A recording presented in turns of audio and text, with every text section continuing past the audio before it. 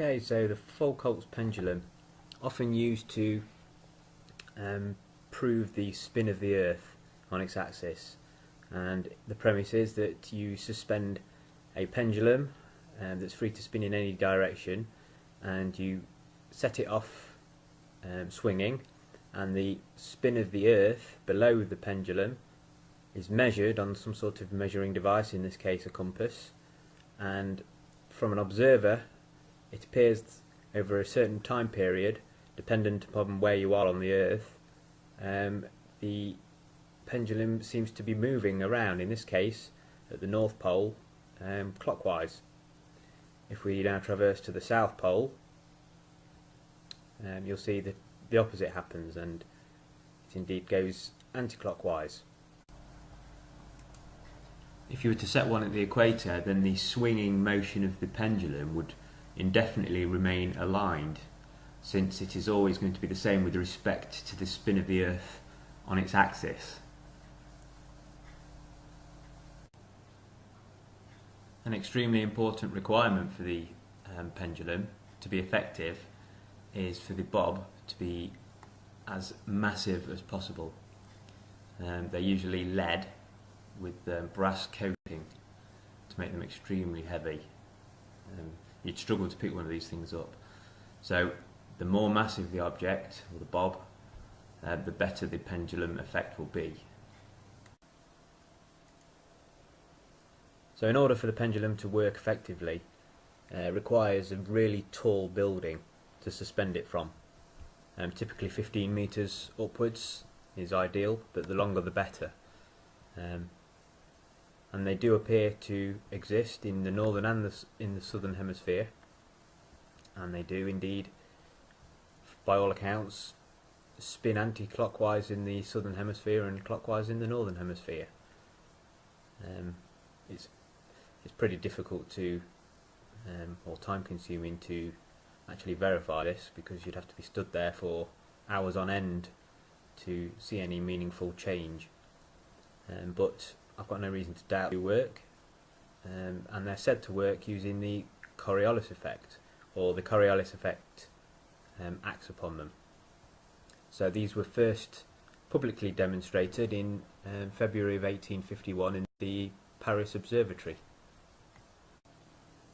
So let's start in Paris, and we'll draw a yellow line up to the North Pole, and the red line represents the rotational direction of the Earth to the east. We'll put on there the pendulum, a much larger pendulum, and the two balls, the orange balls, represent the extremities of the swing of the pendulum. Notice they are aligned with the north, so as the Earth rotates to the east, the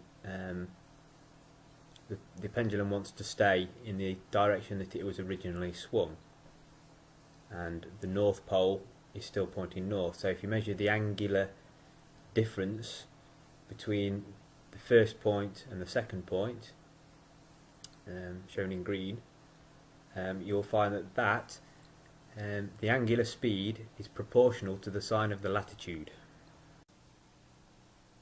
Meaning if you were kidnapped and flown to a secret location and put in a room with only a Foucaults pendulum, a clock and a calculator, you should be able to determine exactly the latitude that you're at on the Earth.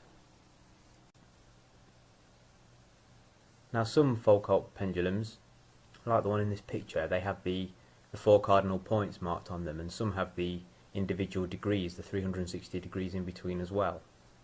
My point being that the effects of the Foucault pendulum aren't just confined to the room that the pendulum's within. For instance, that north line there will extend out of the room and continue all the way to the North Pole, and at any given point along that line, the exact same principles that are occurring within the room the pendulum is in itself is occurring along that entire line, albeit at varying different angular velocities depending on your latitude. Logically then, if we were to scale this Foucault pendulum up and set it over France, so we're travelling from southern France to northern France, a distance of about 500 miles, travelling due north. Let's say that we scale the bob up to the size of a bus, and we sit in the bus, and we are travelling at a velocity of 500 miles an hour. So we're going 500 miles and travelling 500 miles an hour, so it'll take an hour.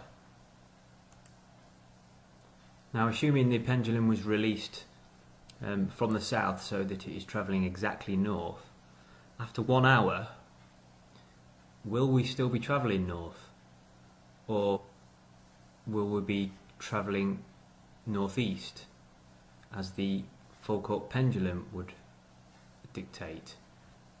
Well, according to the maths, at a latitude of 50 degrees in northern France, we should have rotated by about 11.5 degrees to the east in our giant swinging pendulum. After all, during the swing of the pendulum, it just wants to go in the direction it was originally swung. It's not until you reach the end of the swing at either end that the eastward motion of the Earth will kind of tug on the pendulum and cause it to move across the Earth. And since we're only talking about one large swing for the entire 500 miles, then this tugging action to cause it to move eastward would not occur. So if we now gave the bus some wings and some engines and cut the wire, would it behave in the same way? Well, no, it wouldn't. It doesn't. It's not what we see. We don't have to make any sort of correctional track changes to account for the plane's tendency to want to go in the same direction as it was originally launched. So let's piece together and paraphrase exactly what's being claimed by science for the explanation of the Foucaults pendulum. So what they're saying is a mass, the more massive the better, moving at velocity above the Earth but independent from the Earth, will tend to continue on the same trajectory with respect to space, not with respect to the Earth. Let's look at a visual representation of what's being claimed. So what I've got here is a pendulum. I've suspended it from as high as I can get with my tripod. And there's a bob on the bottom, and I've fixed it to this platform that rotates.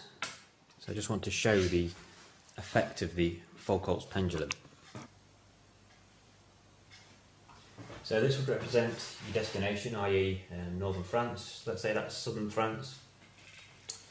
And let's set the pendulum off going straight as we can, and in one swing I'm going to rotate this platform very slightly to show the effect. So here we go.